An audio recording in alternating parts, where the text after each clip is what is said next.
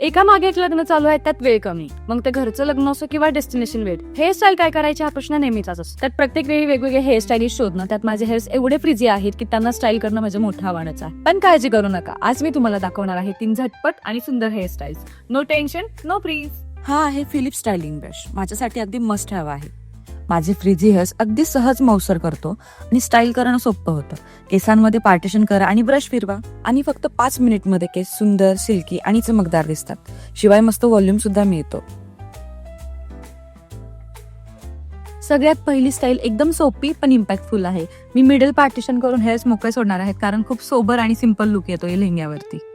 Second आहे twisted look. थोडंसं elevated लुकसाठी दोन्ही बाजूनी थोडेसे केस घेऊन ट्विस्ट करून पिनअप करणार आहे आणि इयरिंग स्टक करणार आहे. थर्ड लुक मध्ये मस्त हेअर्स माझे स्ट्रेट झाल्यामुळे मी पफ करणार आहे. थोडे फ्लिक्स बाहेर काढून स्ट्रेट हेअर्स एकदम सॉफ्ट दिसत आहेत, त्याच्यामुळे मी मोकळेच सोडणार आहे.